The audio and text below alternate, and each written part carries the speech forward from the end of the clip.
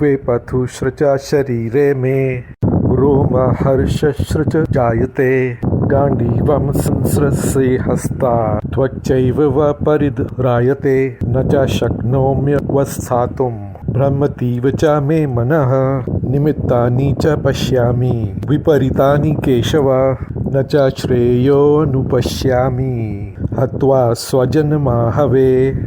हाथ से गांडीव धनुष गिर रहा है और त्वचा भी बहुत जल रही है तथा मेरा मन भ्रमित सा हो रहा है, इसलिए मैं खड़ा रहने को भी सामर्थ्य नहीं हूँ। करुणाजनित कायरता से अर्जुन की बड़ी शोचनीय स्थिति हो गई है। उसी का वर्णन करते हुए वे कह रहे हैं कि मेरे सारे अंग अत्यंत शिथिल हो रहे हैं। हाथ ऐसे शक्ति शून्य हो रहा है कि उनसे गांडीव धनुष को चढ़ाकर बाण चलाना तो दूर रहा, मैं उसको पकड़े भी नहीं रह सकता। वह हाथ से छूटा जा रहा है। युद्ध के भावी परिणाम की चिंता ने मेरे मन में इतनी जलन पैदा कर दी कि उसके कारण मेरी चमड़ी भी जल रही है और भीषण मानसिक पीड़ा के कारण मेरा मन किसी बात पर क्षण भर भी स्थिर नहीं हो रहा है तथा इसके परिणाम स्वरूप मेरा मस्तिष्क भी घूमने लगा है। ऐसा मालूम होता है कि मैं अभी मूर्छित होकर गिर पड़ूंगा। अब अर्जुन का जो गांडीव धनुष्य था वो तो दिव्य था, उसका आकार ताल के समान था। गांडीव का परिचय देते हुए बृहन्नला के रूप में स्वयं अर्जुन ने उत्तर कुमार से कहा था कि ये अर्जुन का जगत प्रसिद्ध धनुष्य है।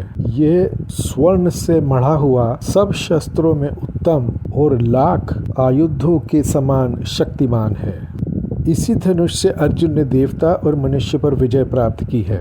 इस विचित्र रंग बिरंगे अद्भुत कोमल और विशाल धनुष का देवता, दानव और गंधर्वों ने दीर्घ काल तक आराधना की है। इस परम दिव्य धनुष को ब्रह्मा जी ने 1000 वर्ष, प्रजापति ने 503 वर्ष, इंद्र ने 85 वर्ष, चंद्रमा ने 500 वर्ष और वरुण देव ने 100 वर्ष तक रखा था।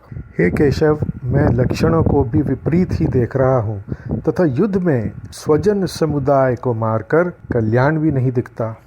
किसी भी क्रिया के भावी परिणाम की सूचना देने वाले शकुन आदि चिन्हों को लक्षण कहा जाता है। श्लोक में निमित्तानि पद इन्हीं लक्षणों के लिए कहा गया है।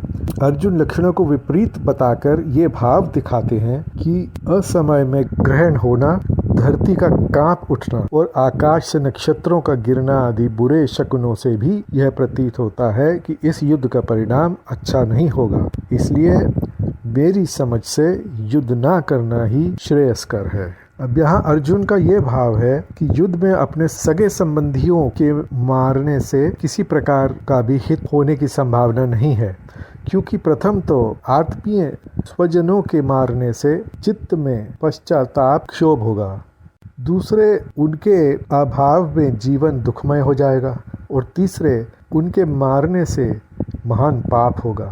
इन दृष्टियों से ना इस लोक में हित होगा और ना ही परलोक में। अतएव मेरे विचार से युद्ध करना किसी प्रकार भी उचित नहीं है।